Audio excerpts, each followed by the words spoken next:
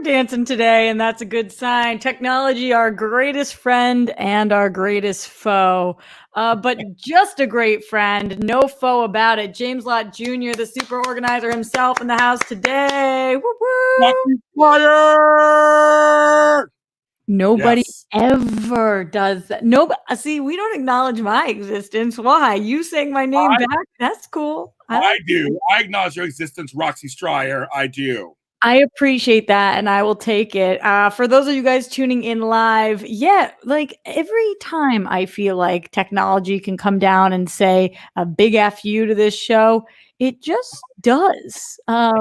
I don't know if like I pissed off the wrong Verizon internet person at some point, or not even Verizon Spectrum. I don't know. I've had them all. Apple, somebody at some point was like, a hex on her house. So I can't even get mad when it's anybody else's thing because I'm like, that's me. I did it. It's always on me. James, welcome to the show. So happy to have you on live at the Roxy. You're incredible. And for the people, yay! For the people in here who know you, then they already know that you're just like this ball of incredible energy and goodness and organizational skills and all of the great things that you want in a friend, in a guest, and in a colleague. But for those of you guys who don't know him, get ready for today's show because we got a lot of great things coming for you. I like to kind of start these, James, just hearing about right now, especially in these incredibly crazy times. What's a day in the life looking like for you? I know you're doing, this is not the first show that you've been on during this time, and it probably won't be the last. So what's it look like right now for you, James? Yes. Hello, everybody in the chat room. And yes, Brooklyn in the house, Park Slope, Prospect Park. Okay. I say people doing that. I love you too. I see you guys saying you love me. I love you too. Okay.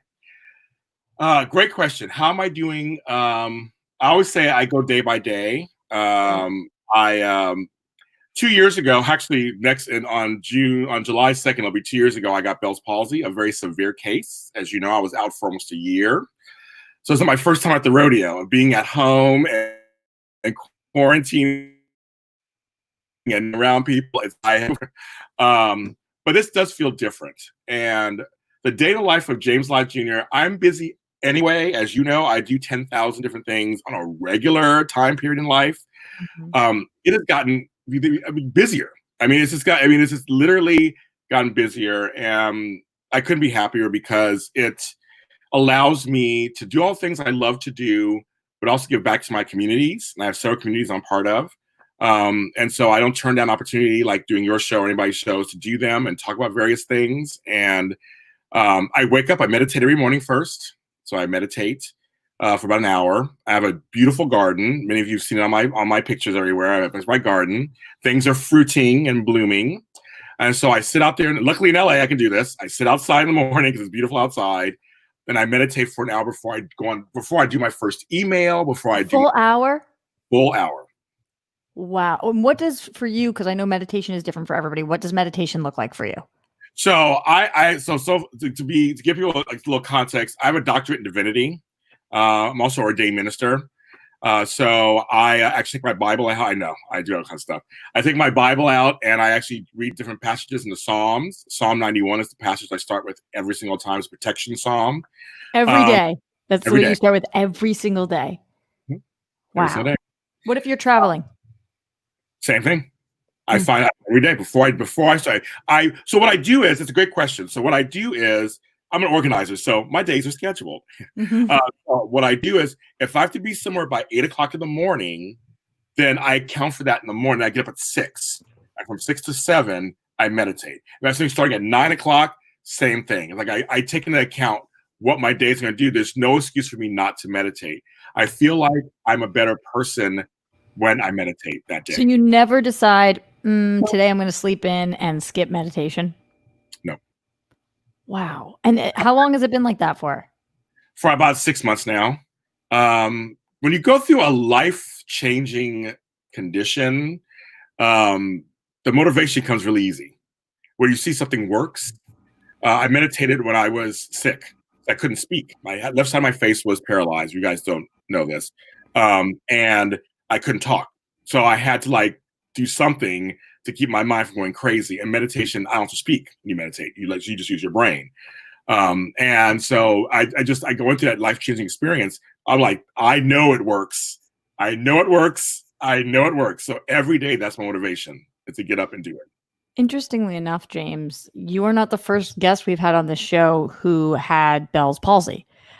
We had another guest on the show, if you guys remember, Brad Gilmore, who talked about his experience with it, and he actually got it 2 times, which is incredibly rare. They were years apart from each other, and the first time was for a while, and the second time was very brief. I think like maybe a week long or something.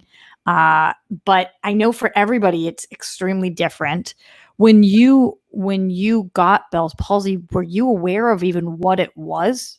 Or did you know anybody who had it? Or did you know how long? Or did anybody or any doctors able to tell you anything about that? Good questions. I'm a former nurse, among other things, so I knew of it. My mother had it, but a very mild case. And I was always told, you get it, it'll be done in a couple of weeks. We're good to go. Right. And that's why. And so when it was happening to me, I recognized that I thought, anyway, so I did 5 shows in a row at AfterBuzz TV the night before, the whole soap block. So I did like 7 hours of talking, basically, or whatever. And I had an earache. And the earache went on for the whole day. And I was thinking, I took Advil for it. I drank some booze. Hey, try to get rid of it. No, it didn't go away. And so I knew something was up because I had heard it's your cranial nerve behind your ears, what causes your face to collapse.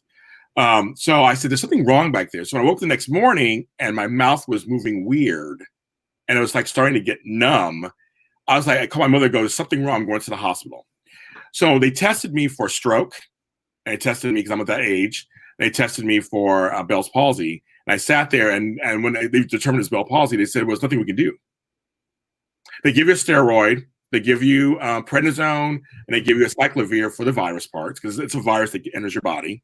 And so then it was like, good luck. And scared, it's one of the scariest things in my entire life, to watch your face over the next 5 days go more and more paralyzed. Right. So it was continuing to get... Think clearly. It was continuing to get worse over 5 days. Mm-hmm. And did they tell you that that's what was going to happen? So it's possible, yes. And then how long did you experience the paralyzed sensation for? So that lasted, because I documented it. There's videos out there on my YouTube channel. I documented along the way. The paralyzation on my left side, the full paralyzation lasted for about 4 months, 5 months. Then I started to come out of it a little bit, but that was another 4 months of excruciating pain, because it's like a car starting back up. So all the nerve endings are coming back to life. And so you have to sit there and you can't do anything for it because you want to feel. It's a weird mind, almost cussed. Weird mind crap. And I had to like feel my face start to come back. And it was starting in those waves. I couldn't close my eye. I had to wear an eye patch. I had severe headaches. I had vertigo. I had all kinds of things that happened during that. Then I had a bad reaction to the prednisone. They didn't wean me off it, so I go to the hospital because I almost had a heart attack. So it was a long road for me. And when I came back to AfterBuzz, that was my 10th month. I think I came back for the first time. I hadn't done anything in 10 months, and that's when I did a show. I did one show. I think it's just days. And that wasn't that long ago. I mean, what was that? That was a year ago? It happened July 2nd, 2018. And you came back to AfterBuzz 2019. So a year ago. Yeah, basically. And so I think that the world maybe should have been a little kinder, James, in terms of, all right, let's give a little bit of slack and a break. But instead, come later on, less than a year later, COVID hits. Yes. So you've already spent a lot of time home and inside and not being able to communicate with people. And now they were like, okay, James, here's a few more months of this. What was the emotion like when COVID was happening and you knew that we were about to have to quarantine? I said about 10 bad words. That was first. And then meditated. On those words. Yeah. That's funny. No, because it's funny, because I was getting my life back in order. I was literally Right. getting everything back in order. I was working as an organizer. I had like 7 clients, working at a life coach. I was doing all these shows. Everything was getting back to normal. I mean, I was like, yes, I'm doing great. I'm like, this is what I want. I mean, all that. I was writing songs. I have music out there, so I was writing music. I was writing books. I was like, all this stuff was happening. Then all of a sudden, it's like within 4 days, the whole world shut down. And I had my last organizing client, and I said to her, I don't know when I'm going to be able to come back. I have no idea when I'm going to come back. And I've been thinking about it. That's why I think we say, well, I'll see you in a couple of weeks. And then also that night, I was supposed to go to my granddaughter's birthday. She's turning 14. And I was supposed to go see her, and they canceled the flights. They canceled Amtrak. They canceled the buses. And I just said, oh, well, we'll just wait a couple of weeks to see how this plays out. It didn't hit me till March 29th then they said, we'll be self-sheltering at home until about end of May. And that's when it hit me. So I've been home as of today, 87 days, I believe. Wow. I haven't seen any parts of Los Angeles. I have not left my property. I've been home 87 days. So the next thing that happens after COVID and you quarantining is, of course, these protests that I feel like must be, considering the fact that you just said you haven't left, that means you probably haven't in person attended any protests. I know that you're still fighting for the movement every day in all different ways, but I would assume that with your previous health issues and whatnot, going to the protests was not even an option. Yeah, so folks need to understand that ever since you, when you get Bell's palsy, when you're just coming out of it, your immune system is completely different for a while. And so I'm trying to strengthen it, and I'm taking, wrong thing, taking vitamins. I'm like, taking pills, it's something else. I'm taking vitamins, and I'm eating much healthier and all this kind of, I lost a lot of weight. I mean, from the time I had Bell's palsy to now, I've lost like 87 pounds, like that, 80-something pounds. Wow, 87 days in quarantine, 87 pounds. That's my number. Jesus, James, yeah. So, but that was the thing. It was I can't go out there. That's why I've been home, quarantine myself, because any little virus gets into me, I'm screwed. And I am older. I'm 51 years old. And so there's a little just weirdness with that too. Kind of, you gotta be careful with that. So I wanted to participate, I wanted to be, I used to protest 20, 30, when I was young. I was like, I want to do this. But I can't. So it was very disappointing for me. I had to stay home and be supportive of all my younger Black folks. I support them as they do it. Well, I feel like that's one of the reasons why you have become one of the most influential voices that I've seen. I mean, there's so many incredible influential voices, but right now, like we talked about before, a day in the life of, there are not many days in which I don't see you on some platform talking about BLM and making sure that people have awareness and are educated and know how best to support, and whether that's your own community or allies. So is one of the reasons that you are doing all this is because you are not protesting, and so this is where you can give your time? Yes. Well, part of it. Yeah, it's part of it. I mean, you know me, I would be doing this anyway. I mean, I live my life every day. I tell people all the time, check my resume, Google me. I've always shown on all of my shows a wide variety of people. I spotlight a wide variety of people, from queer and trans to, I just did a great interview with another trans man, Scott Turner Schofield, will be out tomorrow. I've always done that though. I mean, everybody knows that. People come to me because they know they're safe with me and that I will showcase and spotlight whatever they want to talk about. That's just my life in general. And that's my advice to everyone out there, is just, it should be just part of your regular life. So the fact that I can't be out there and physically doing it, I said, I'm going to step up and ramp up the online component, whether it is posting things that I have written, saying, this is what, you have to do. Don't racial gaslight people. I put a little post like that, got lots of attention. Right. So I want you to explain that, because I heard you on Maria Menounos' show, Better Together, our mutual friend. And I thought that it was so brilliant. Just, you have this way, James, you have always been one of the fairest people I know, where you really hear both sides of a situation. I'm not even talking about this situation, because they're I don't know about there being another side of this, but in life, you listen to everybody, and we even have had an experience that I just saying to you, I won't tell you guys at home exactly, but in a Facebook group that we are both a part of, in which I feel like you really heard both sides. I find you're very level-headed. You don't get very angry, or if you do, it's not outright. Like everything about you, I think you just have this amazing way. And so when you speak and when you decide to make statements, people really listen because of the way that you conduct yourself. And one of those things that I really heard you talking about was racial gaslighting on this show. And I was like, wow, the way he's phrasing this is so poignant and clear. And I would have you on the show 7 days a week, no matter what, James, because I think you're freaking incredible. But that specifically, I was like, oh, I really want to have him on the show to explain what this is. So I think it's hard enough. And you guys at home, let us know. But a lot of people ask me in general, what is gaslighting? Period. It's a hard concept to grasp. What is gaslighting? And then you're adding racial gaslighting to it. So it can be very challenging for people to fully understand. Can you talk a little bit about it, James? Will do. I just want to say also, Roxy and our friends, she's always been supportive of my career. Whenever we see each other in person, big hugs. When I started at AfterBuzz and I asked her, so I want to create a show for General Hospital. I always laugh about this. She was like, then get some people together and do it. And I did it. I remember you told me years later, yeah, you were a few people who actually did what I told you. I was like, yeah, you told me to do it, so I did it. I mean, you gave me a chance. So many people didn't take me up on anything. I'd be like, yeah, totally. That's what you want to do. Go do it. And you do. That's who you are. If somebody gives you the green light, you take it and you run.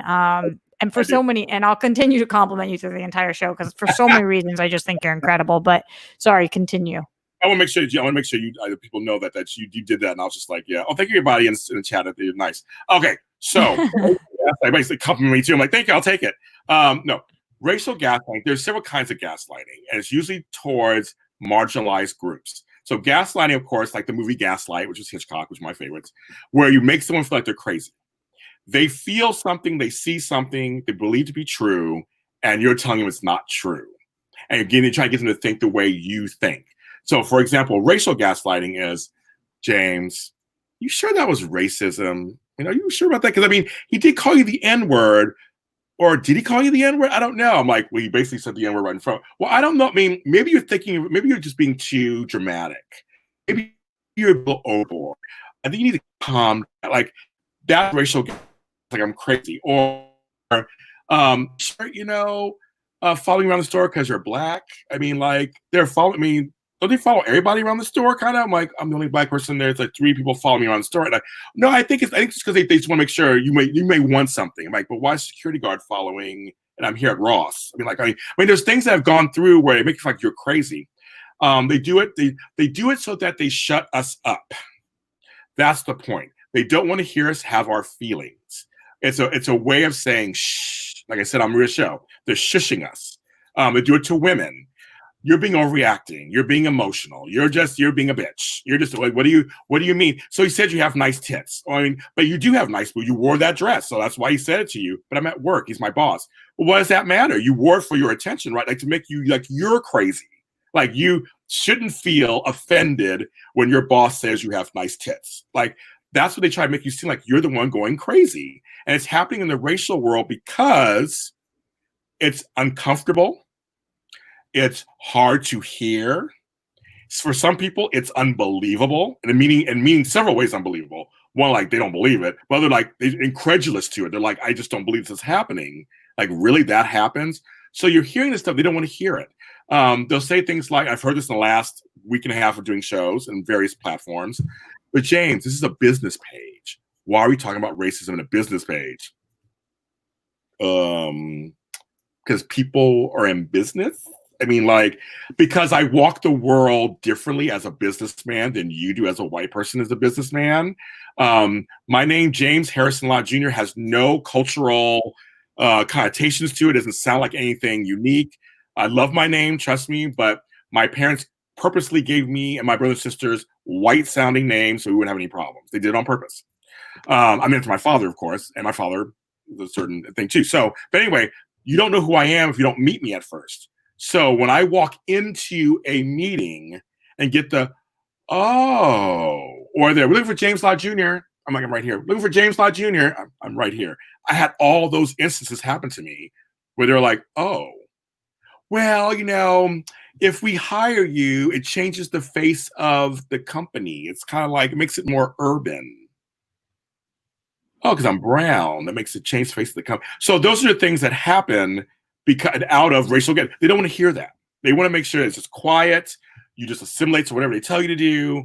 Just be a good, like you be a good girl, Roxy. Don't start riling up people and saying stuff because I think you're seeing it wrong. And that's what gaslighting is. And to make you feel like your views are invalid and that they're crazy. Do you think that some people who gaslight are good people? That's a very good question. I think, yeah, okay, this is how I'll answer it. I guess yes. I guess that would be the short answer. I think there are well-meaning people who, like I have friends who I've had fights with recently in the last 2 weeks for things they said that I knew in the bigger picture. They were just trying to, they were well-meaning. But I had to kind of correct them and how they spoke to me. I knew they weren't trying to hurt me.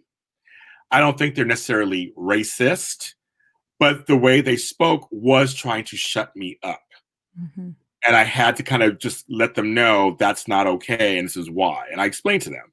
And we have made up, and some of them apologized, and some didn't. And I'm not friends with them anymore. Mm-hmm. I have lost friendships during this last couple of weeks. But there's some that were like, oh, okay. Again, it's uncomfortable. It's just race, sexual orientation. It's uncomfortable. Those things are just uncomfortable. So when you hear something uncomfortable, well, I don't want to talk about it. I don't want to see it. I don't want to talk about it. I don't want to see it. If we say it out loud, it's real. I'm not trying to hurt you. And and when you're grown folks, you don't want to be corrected. Mm-hmm. Naturally, I'm grown. I'm 51 years old. Don't tell me. I was corrected a couple of times in things. And I'll use an example. I used to always say, "Hey, you guys." That's a phrase that was used all the time. And yeah, guys is how people speak, but of course it's not inclusive to. But I still do that all the time, and I have to actively continue to catch myself. And I'm not a guys, so it does happen. But I asked the question because obviously I have never experienced racial gaslighting, but I certainly have experienced gaslighting as a woman and have experienced that maybe daily for my entire career, at least in Hollywood, where you are made to feel like you are actually crazy because you feel a certain way. So I have tried to grapple with this for a while, whether people who are doing that to me are even aware that they're doing it. And does it make them, or does that mean I can't trust them? Or is it worth trying to explain? I don't know that you're gaslighting me, but can I explain what you just did? And then can we try to move forward? So when you are being gaslit, James, by your friends, it's not even just the outside world, it's by your friends. Are you right now trying to take the time to share that with them? Or is it too much to even try to explain that right now? There are two things going on. And I posted this a while back and got lots of great feedback. I understand the fatigue, the black fatigue. I understand the queer fatigue. I understand the female fatigue. I understand it. There are enough resources out there now. You can do the work and figure it out. But for me, I wrote my post was, for those of you who are tired, I'm here to pick up the baton and continue for you. I have no problem doing it. I will do it. So for my friends, I do it. I tell them, don't say the blacks. Don't say the gays. I know you're trying to hurt me, but that just sounds offensive to me. So I find a way to say it that's a teachable moment. I don't go off. I don't scream and holler. I don't name call. I just simply talk to you plainly and say, okay, I'm just going to let you know that when you say the blacks in that sentence, it's very offensive to me. You're eliminating the word people. Right. You're not identifying people as people anymore. And that's, that takes place in many different communities. Like you said, definitely the LGBTQ plus community as well has struggled with people saying the gays, this, yes. I don't even want to say something, but yes. And so, you wouldn't say that. You don't say the whites. No, you don't. So there's no, how can you justify that? Unless you're somebody who says, well, the whites were over there. It's so I look at so what it leads to is I look at the big picture again, like the big picture. There are folks who have no reason to think about race in their communities. There are a lot of homogenized communities where it just isn't an issue. Whether that's good or bad doesn't matter. They just don't have to worry about it. So until they're in front of somebody who's not like them, there are things they will not learn until they're in front of that person. And that's good and bad. That's both. It goes both ways. Right. I know people who are like, I've never been with a gay person before. And then they meet someone who's great, and they go, "Oh, okay." But it doesn't mean they're a bad person. They've never been around a gay person. They've never been around a black person in person. They may not know that we're just like everybody else, and we're great. We just want to live our lives. We want love and all that stuff. So I give slack to some folks who may say something to me it's a little offensive, and they may not know they're doing it. I think they may not know they're doing it. And so I look at that, and usually if they're friends of mine, I do know their backgrounds. But if they know better, then we talk about this. There's no story. But if they're from like a small town, Ohio, where it was all white, you just got to California, you're not used to this. You're gonna learn. It's a learning curve. There's a learning curve. So I'm a person who allows the learning curve.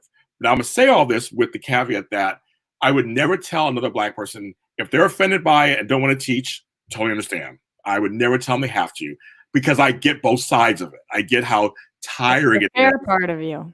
Right, and they are. But you're a part of each other. We're all part of each other. I think that's what we're learning with the COVID thing, the Black Lives Matter thing. The world was going a certain way for so long, it can't continue. It couldn't not continue the way it was going. I always say this in all my shows. I believe in the village mentality. We're all part of the same village. The village takes care of itself, and we weren't taking care of itself. You know, I'm American above anything else. Whether what race I am or what coloring, my big nose or whatever, I'm American. So you should be worried about me. So James, do you feel above, when you say above anything else, and I know this is a crazy question to ask, but do you feel like you feel American first, black second? Unfortunately, no. That's what I want. I feel black first above anything else that I am. I'm hyper aware of my blackness when I leave my house every single day. Every single day. But I'm also highly American. So I wish for people to see me as an American first. That would be wonderful. I'm not talking about colorblindness, because I don't want colorblind. I don't like when people say, I don't see color. I hate that phrase. Please don't say that anymore. I'm glad that that's coming to light. A lot of people. Color, as long as negatives. I don't mind color. As long as you're not seeing black as something bad, then I'm fine. But I'm an American. That's what I want to see. I'm here. I was born here. I was raised here. I pay my taxes. I own a house. I mean, I'm an American. I love American life here. But right now, I'm a black man before anything else that's out there. And unfortunately, that's just that's what we lead with. And I'm treated that way above everything else. Of all the slurs I've ever gotten in my entire life, the black slurs are the most. Above anything else. You're saying that they're the worst, or the ones that come most frequently? Most frequent. The most frequent. I'm called names by the black part of me more than any other part of me. I mean, I've been called all kinds of names where you're fat, you're this, you're fat, all these things. But this is the one, the black. They always go back to the coloring. They always go back to the color, and that's something that happens in most of all of my police interactions I've ever had were bad. Number one, I've never had a good police interaction my entire life. Have you had many? What? Have you had many police interactions? Yeah, I can say I've had over 20 in my 51 years of my life, from childhood to up to 4 years ago. And the last one was very traumatic for me. I had rifles to my head and my back, and I was told to turn around at a 7-Eleven in West Hollywood on a Sunday. A SWAT team turned me around and yelled at me, and I was scared to death. James, I hope if it's too much, then you don't need to talk about it. But I had no idea that. What can you give me a little background on that, or was there none? Yeah, there is. Okay, so this is very important for people to understand this. I want to be the face of somebody when you say, well, they should have done this, and they should have done that. I mean, shouldn't have arrested this, and all this stuff. I'm going to tell you something, and Roxy knows me. I'm one of the nicest people you'll ever meet. 100%. I don't cause trouble. I live my life just regularly. I have a life. I have kids, grandkids, whatever. I do my stuff. And a garden and an organizational and a meditation and Yeah, exactly. just the greatest soul. I do nothing. I'm nice to people. I'm kind to folks. I do nothing. I obey the rules, all that kind of stuff. My white friend, Mark Wood, I might say his name because he tells the story to this day too. We had a great day in West Hollywood. Now we're in West Hollywood of all places. We're not in LA. West Hollywood, of course, is mainly the gay area, but it's also just a nice area of Los Angeles.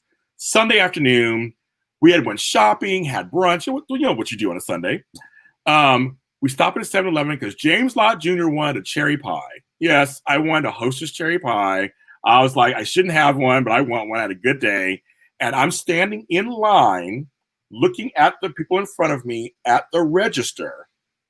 Just kind of waiting to pay. My friend, who is white, I want to say, everybody else in the room is white. He's standing next to me off to the side. All of a sudden, because I'm staring this way, I'm like third in line, just getting ready for that. I'm about to dig in my wallet.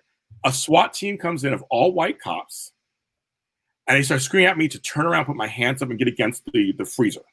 Screaming at you using your name, James? No, just screaming at me saying, turn around, go ahead, turn around, turn around. You over there, turn around, put your hands up, put your bags up, put your hands up. And I'm in shock. So I'm like, are you talking to me? And the guy pushed me into the, so I'm facing hands up against this cooler of like fucking drinks. I have a gun in the back of my head, a gun to the side of me, a gun in my back. There's 3 cops on me. Everybody else is standing there. I see a SWAT team go this way of 2 cops and 3 cops go this way with rifles, go in the back. It felt like an eternity. I'm standing there thinking, what if this gun goes off? What if they decide to shoot me? What if they decide to arrest me? I don't know what's going on. They come back out a few seconds later. They go, all clear. And then they put the guns down. And I go, okay, I said, what was that about? A silent alarm went off. And so we wanted to make sure what's going on. I go, then why didn't you tell everybody to turn there? He goes, don't question us and tell what our job. We're doing our job. And I remember seeing that guy's eyes. Like he was right at, we were both the same height. We're 6 feet tall. And he was right in my face. Just like, so he looked like he hated me. Like he just hated the fact that I questioned him. And I was like, and I stood there. I just want to start crying. And they all left. And everybody stared at me. And my friend Mark says to me, now I've seen racism. Now I see it.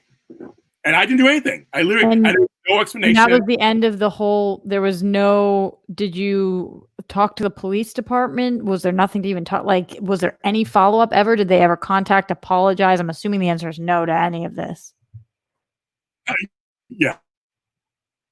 So, and sorry to my stepfather. I'm sorry to say this, but the blue code kind of came into that. And it was just like, my stepfather's black, which is kind of like, well, it was a little excessive, and but I got no support from him on it. And basically was told that if I went to say anything, nothing would happen because I'm black. They don't care. Nothing's going to happen. So I didn't follow up on it. I had nightmares for 2 weeks after that, but there was nothing. But once again, it was the latest in a long line of these things that have happened to me that a lot of black folks understand this. That I was just kind of like, got to chalk it up to being black, shopping while black. And I had to deal with it. I had to go to therapy and deal with it on my own.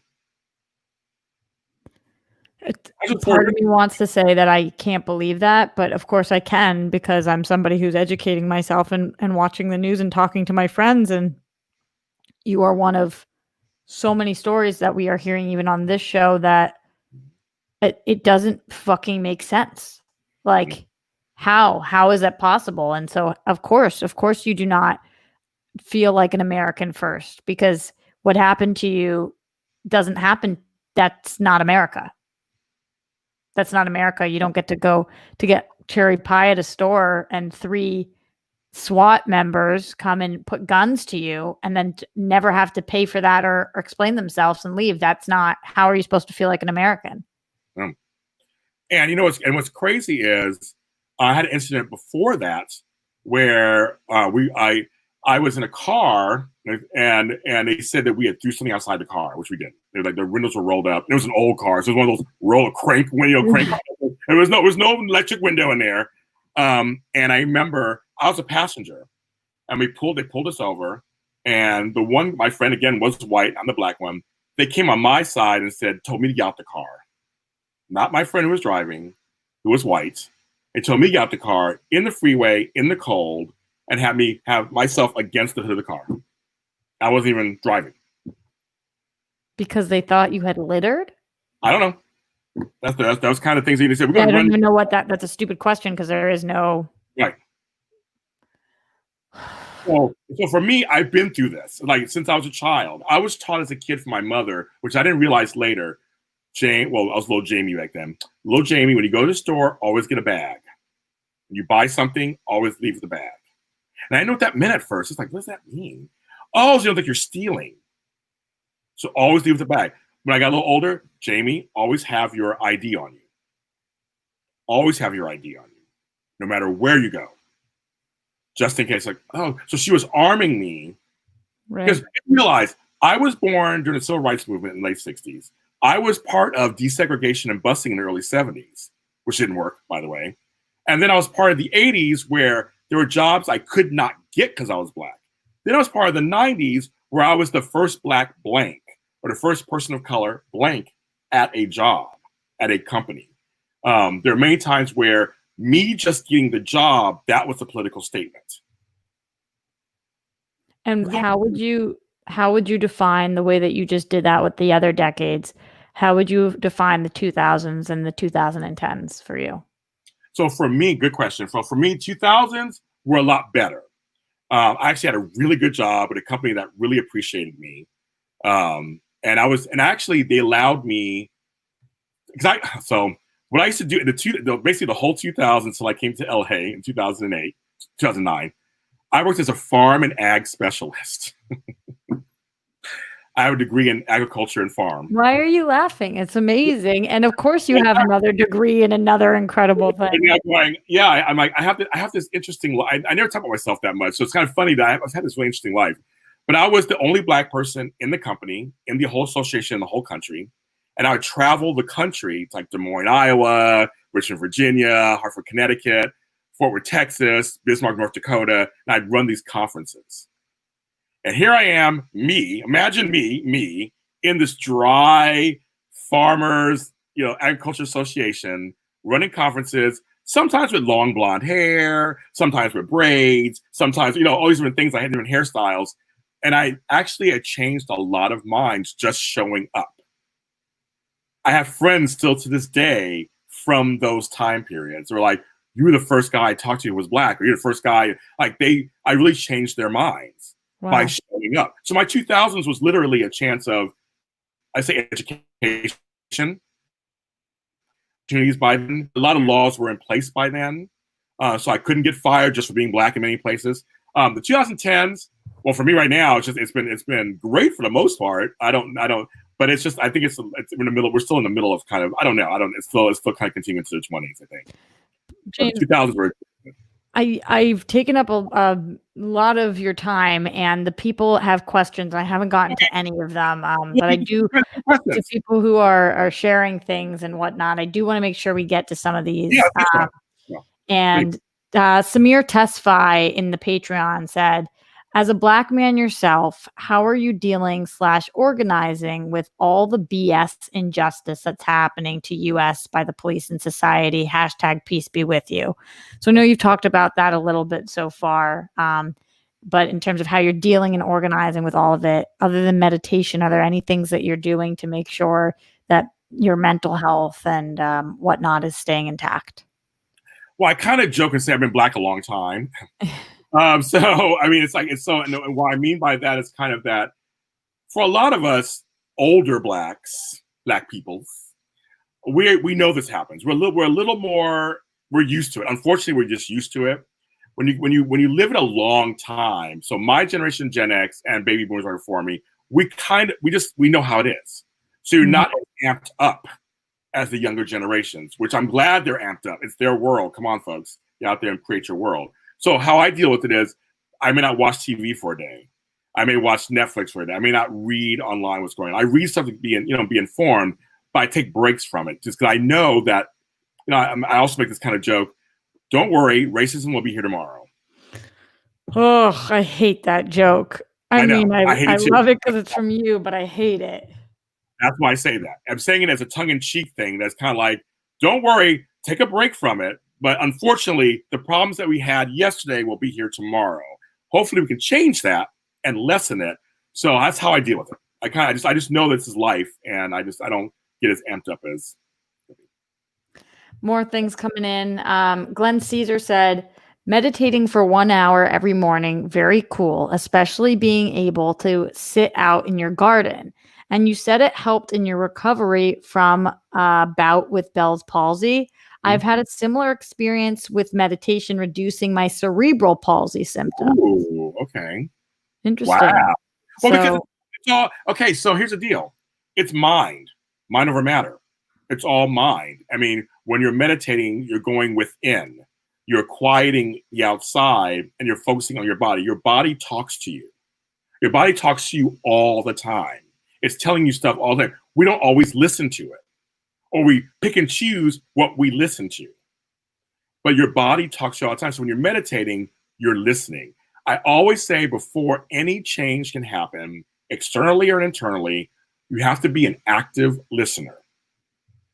I ask people, I do talks and workshops, and the first thing I always ask is, are you a good listener? And I want to hear people say to me, they'll say things, I'm like, that's not good listening. That's listening, that's kind of listening, but there's an active listening. So when you meditate, you're listening to your brain, you're listening to your heart, you're listening to your center, and that's where everything's born out of. You have to come from center. And so I think that's why it helps you with certain illnesses and with certain conditions and plights, because I think it's all connected. It's all connected. Weston Ira said, I wanted to know what the James, yes, the James, knows about implicit flashbacks. I have those severely and perpetually. I don't know much about this, James. Can you talk a little bit about this? Yeah, it's really funny because also in the health and wellness mind community, there's all things called triggers. Right. And because we all go through traumas, and some people think traumas are they're not specific. Anything can be a trauma. So implicit flashbacks. So I've had flashbacks because, and I have no problem, and I hate dropping all these things on you, but I've had a very interesting life. You're not dropping things, I'm asking. Yeah, I was raped at knife point, and left for dead. So I had that happen to me when I was 18 years old. Oh my God, James. So for years, I had flashbacks on that from certain people approaching me a certain way, seeing a certain TV show depicted a little bit. There are things I couldn't watch for years. I got therapy for it, but for years that I couldn't. I would get these flashbacks. I mean, they were really just like strong. I could feel it was that bad. And so, but they're all triggers. We go through traumas, and so it happens. It totally happens. And so and that's what he's talking about. It's like you get these literal flashbacks to some kind of trauma or experience that's not good. What do you feel like is the greatest lesson you've learned about how to handle flashbacks? Because I'm sure they come at the least convenient moment. It's not that there's ever a convenient moment for that, but you are somebody who has to function in society. You still have to go to work and do all the things to be an adult, but you're struggling. And I think everybody at home can connect to their own things that they have had trauma and struggles with. What has been the most helpful thing for you in terms of how to, whether it's compartmentalize or make sure that you are moving forward? So there are two lessons I've learned that are the greatest things I was ever taught. One, Brene Brown, who I love to pieces, years ago was on Oprah and said this one line that changed my whole life. And I've shared it before, and people, I love it. It's about forgiveness, because forgiveness is key in any kind of growth in your life. And she said, forgiveness is giving up the hope that the past could be any different. Forgiveness is giving up the hope the past could be any different, which for me meant everything's happened already. We can't take it away. There's no one can say anything to me to make that pain really go away. So I need to deal with it and then forgive it. That was one lesson. The other lesson I learned was There are always ups and downs in life. You can't escape that. When I heard that, it freed me. It literally freed me. I was like, oh, so ups and downs are going to happen anyway. You don't know when they're going to happen, but chances are you'll probably come out of it. If you stay long enough, you'll come out of it. But ups and downs are, this is what life is. Ups and downs happen. So bad things are going to happen. Great things are going to happen. So those two phrases to me have helped me just get out of bed every morning. Have helped me. The forgiveness one really resonates with me. The forgiveness thing, I had to forgive my rapist. I had to forgive my bad father. I had to forgive, ex-lovers. I had to forgive, I had to forgive jobs. Because you carry stuff with you in all aspects of your life. I had bosses that literally were my father. My interactions with them, why am I fine with them this way? Oh my goodness. I'm trying to work it out with my father through them.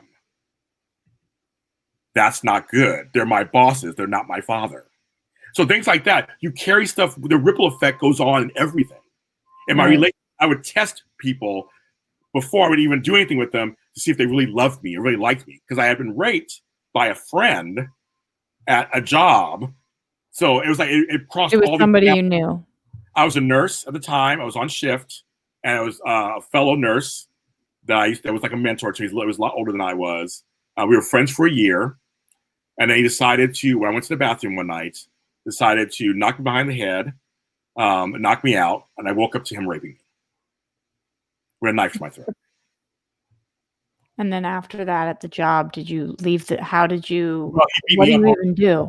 Well, he beat me up also. So I had to go into the hospital right afterwards. He said, well, they don't believe, this was 1988, 1987. So back then, a whole different time period. They won't believe that men get raped. They won't believe you. So I had to be admitted in the same hospital and be there while my rapist was at work. So I couldn't go home. And so I just had to deal with it. I went to therapy. My father got me in therapy. I went to therapy and stuff. But I mean, I had to suck it up. And you worked there at the same time? I did. And he stayed working there and you stayed working there? Mm-hmm. And I finally quit and I left LA. I went to another hospital in Sacramento and worked there. Did you ever let the hospital know what had happened, even if it was years later? No. He ended up dying years later. And what's really interesting is that I wasn't excited that he died.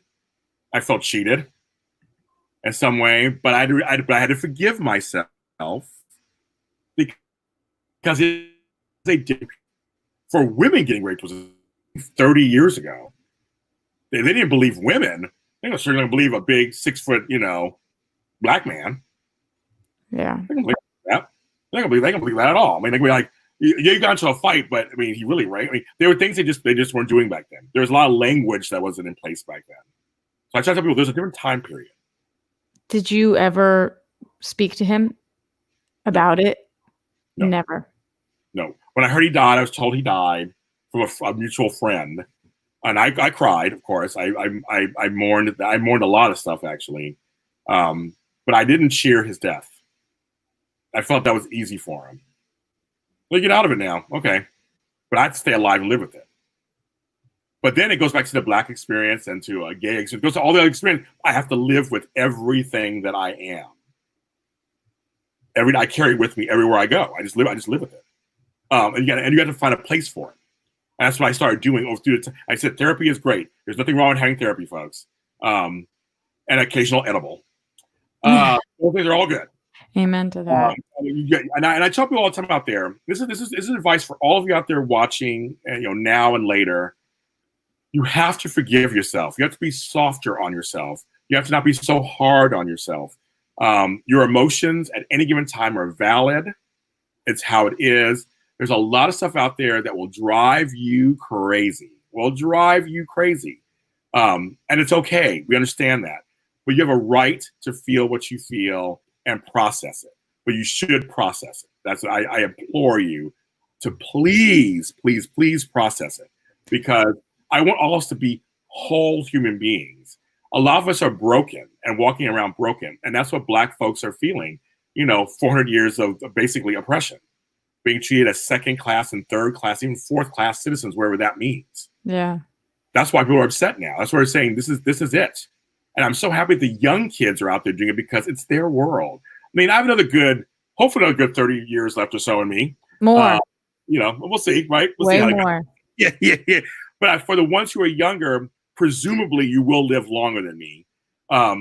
Create the world you want.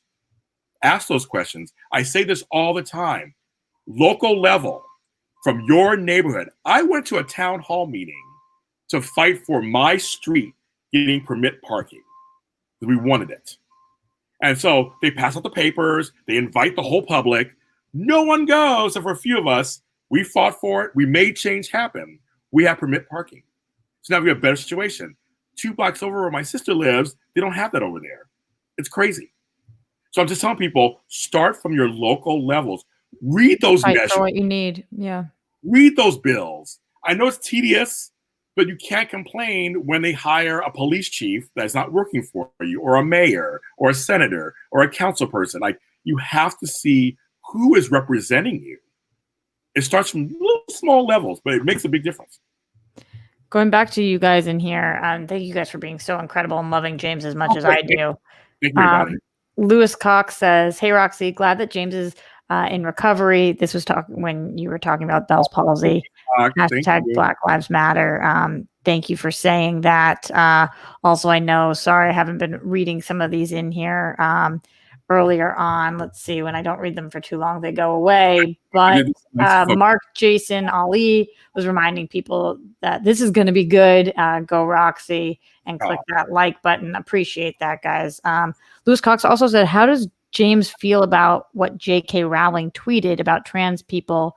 It's still disgusting and disgraceful, in my opinion. This has been a major topic of conversation on this show, especially recently, because she just keeps doubling and then quadrupling down, and talk about somebody who just doesn't seem to listen. But I would love to hear your thoughts, James. Yeah, so I have trans friends. I mean, I'm not saying I have trans friends. I have real good trans friends. Like I said, I just did an interview with my friend Scott Turner Sofield, who works in media here in LA for equality,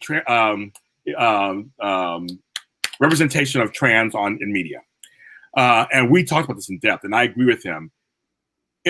Trans is a whole other area too. That's very strange for everybody. I mean, it crosses all genders and races. It's one of those things that people don't understand. But again, I feel like they're human. That's the point. We're all occupying space in this human world. J.K. Rowling, we know who our people are behind the scenes. We should never make heroes out of anybody if we don't fully know who they are. She was a writer. She got kids to read again. I'll always be grateful for that. Harry Potter made kids read again. I love that. But we do not know her. Now we're getting to know her. And she's showing her ass. And it's not cute. Yeah. It's not cute. And the fact that she is doubling down on her statements shows there's a lack of empathy, sympathy, compassion. Inability to learn. Ability to learn. She's closed off. Yeah. She has privilege. It's her privilege showing, folks.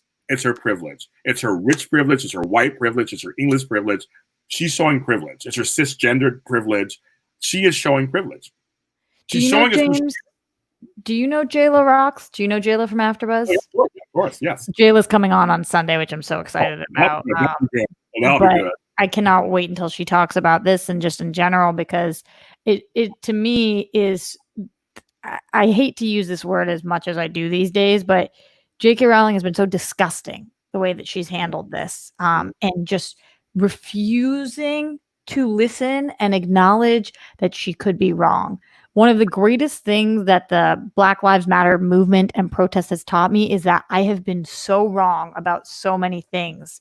And I can do better.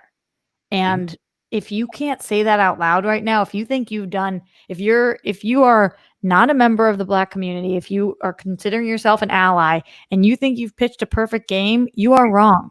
Right. We've all been fucking up. And that doesn't mean that I haven't been an ally in the past to the best of my ability. But when you know better, you can do better. And I acknowledge my male privilege all the time. There are things that even I can get away with, you can't. And there are things that I'm allowed to do and say and be that you can't. As he was saying that, being a black man also, but being a man, there are things I can step into that I can recognize. So when women tell me certain things, I shut up and listen. I always say that I say this in my workshops, and I always have to personally go, okay, folks, excuse my language, but there's times you need to shut the fuck up. Shut the fuck up. And JK just needs to shut the fuck up. Seriously, verbal diarrhea does not help at all. And there's a lot of diarrhea that goes on out there. It's like, shut the fuck up, lady. Just don't say anything anymore. Don't say, just leave it alone. Or if you don't want to learn, then just shut up. Yeah. But now she's herself, so. Another, I know we got to get out of here very soon, but another question coming in from the Patreon. Weston Ira was talking about Miles Morales, who I don't know if you know is Spider-Man. It's the same character that was in the Spider-Verse, but he is a black Spider-Man, and he is coming to, I think I saw, what is it, PlayStation or whatever video game, and they put out a trailer the other day. So he was asking if this means a new wave in diverse representation in gaming. James, you game at all? No, but I do know about anything to black. No. I'm always black stuff on every piece of thing. And what I have to say about that is, hopefully, we don't know. I mean, there's the first male black bachelor now coming out. Yeah, that's it today. And also, can I sign up for the show because he is a stud. He's very handsome. I mean, he's very. Oh my god, I don't know much about him, but whoa. Yeah. So no, he's good looking. They picked a good one. But here's the thing. I don't know. Sometimes out of tragedy and crisis, beauty can be born. I always say that. And change can be brought. So I think this could be a nice wave. I hope it's not just a quick, short wave, but not a trend. Tsunami. Yep. Of talent. Tsunami. I want a tsunami. I don't want a small wave. I love that. A couple more things, guys, and then we do have to get out of here. Luke Nelson said, curious who James considers to be some of his spiritual teachers and gurus. James, any specific people? I like Deepak Chopra a lot. I really do. I think he's very cool, and he speaks in a way that's very plain. I like plain speak. Maybe it's the East Coast in me. It's just like, just give it to me. Give it to me straight. I like that. I like Gary Vee a lot. I don't always agree with everything he says, but I agree with a lot of what he says. And I remember watching him from the very beginning when he first started and he was doing wine stuff. I remember he was very new, and he admits when he's like has issues. I love people who are very real.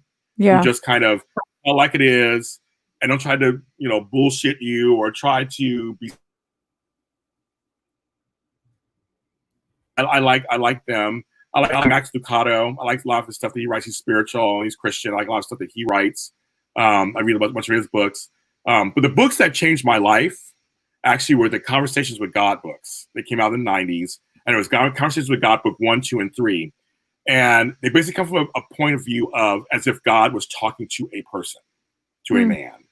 And the questions that the man asks are very good. And the responses I found very transformative. I thought they were really just amazing. Those books, I read those books like twice each. And The Alchemist, which I love that book. That's just speaking on side note, things that have changed my life. I love The Alchemist. Great ones for Luke to and anybody else to look into. Yeah. Ben Rayner was just showing support. Appreciate that, Ben. Glenn Caesar in here said, Roxy and James, much love to you both. Thanks for sharing such a heartfelt and deeply personal conversation with us all. This was another great show. Roxy, please add James to the list of guests that you should have back on whenever he can join you. He is a rock star.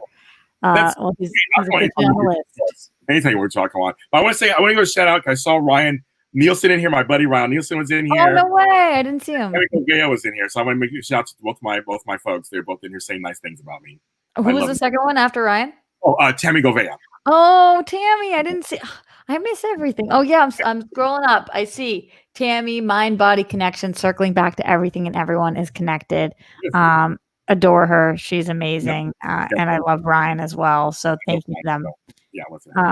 All incredible people join. You guys are the best. And I go back and I read through a lot of your comments because I'm so appreciative that you guys in here share your own personal stories. And I've been seeing some comments Anarchy. You were talking in here about some of your own personal stories and things that have been going on. A lot of you guys were, and I just want you to know that we are seeing you and hearing you. And I'm going to continue to do my best to bring on guests who are as open and willing to be vulnerable as James, because one of the most important things that we can do is make people not feel like they're fucking going through this alone, because James is not the only one who has stories like this.